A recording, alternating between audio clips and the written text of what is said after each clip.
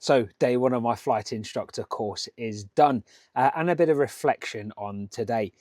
So the day started with some admin checks, as does every good course, making sure that I met the pre-course entry requirements.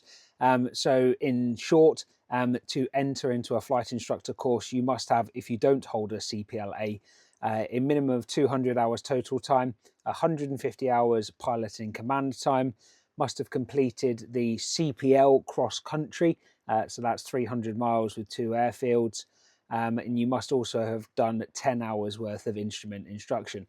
Thankfully, I managed to meet all those criteria with 11 minutes to spare on the P1 time after my weekend's flying, so that was all fine. And then it was straight on into the pre-entry test. The pre-entry test is essentially an SEP renewal flight. It's an opportunity for the flight instructor to see how you fly in the right-hand seat, to see what your basic and core skills are like, and also to see what your capacity level is and how much spare capacity you have for talking, flying and teaching as you're going through the course. Thankfully, I passed it. It went less well than I'd hoped, though. And I have to be a little bit humble in it. I think that I'm a relatively decent pilot. Well, today I showed that I've still got a bit of space to progress. A mix of unfamiliar location, some hefty winds, and probably a fair dose of self-induced pressure of it being a test and the start of my course and wanting to impress, probably meant that when I wrapped it all up, my flying was poorer than I'd hoped it to be. Safe, and I'm grateful that I passed the test, but although I had highlights and lowlights, there was definitely some good learning points. So highlight for me, PFL.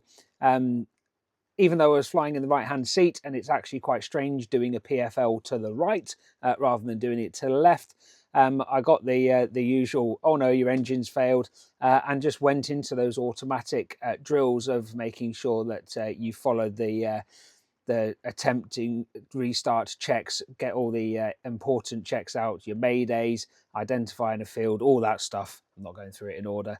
You know how to do it yourself. But that went really well, well executed. We'd have got into the field that I picked had that been a genuine engine failure. So I was really quite pleased with that. A low light for me, though, was a rather sloppy go around. Coming into land on runway 22 at Sandtoft on my second touch and go in the circuit. A bit of wind shear caught me as I was in the flare. It's really quite gusty today. And my go around, although I managed to go around and go safe, was sloppy. There was no getting away from it. I really could have done that better. So that's something for me to work on, and I'll be looking to try and build on those go arounds a little bit over the next week or so, just to really refine it. Anyway, the afternoon was spent being briefed exercise 7 and 8, climbing and descending, with some theoretical inputs on learning. Before my first dual hour of the course with the flight instructor. That was great. We got airborne and went, and essentially I was taught as a student exercise 7 and 8 again. Again, an opportunity to see how to deliver the course material professionally, how to make sure that you're really demonstrating those excellent behaviors. So it's a little bit like going back to your driving test, right? You know, when you're doing your mirror checks, you're really giving it the big mirror checks. When you're teaching people to fly, it's about exaggerating some of those real safety-based bits. So we're not just doing the lookout with our eyes like we do. We're really giving a good scan of the thing, just making sure we're setting those standards. Anyway, really enjoyable hour spent doing that. My landings were much improved. Still got a lot of work to do on crosswind technique in the right-hand seat, though, have to be honest on that one. The runway at Sandtoft is considerably smaller than what I'm used to. I'm gifted up at Teesside with a kind of 40-metre wide, 2.3-kilometre long runway, rather than the 80-metre wide, 800-metre piece of tarmac at Sandtoft. That said, managed to get it down, all safe. 3 wheels in the aircraft, and both of us walked away, so everything's a bonus.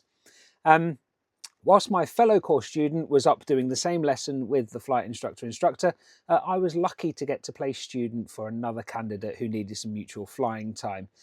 They taught me the turning lesson, offered me again a real insight into making sure that you've got well-considered patter, breaking information into small chunks and giving timely feedback, but also letting people learn to fly. Finished off the day with a couple of miles worth of runway running after the airfield had closed and before the rain started coming down as it is at the moment. It seems that's all it's done since November. And this evening has been studying and preparing for tomorrow. So my lesson plan is done. I've sat and thought about how I'm going to teach the lesson tomorrow. And now that's me done for the day. I'm going to relax for the rest of the evening, early to bed, and then ready to start tomorrow. I hope to video log every day as I go through this flight instructor journey, sharing the highlights and the lowlights. I'm not going to gloss around it. It is definitely the case that this course is not a given. I've had to work hard today. I'm pretty shattered. I was up at 7 o'clock this morning. It's just coming up 9 o'clock now, and I'm literally just finishing for the day. I think the next few weeks are going to be busy, but I'm really enjoying it, and I hope you'll follow along and enjoy with me too.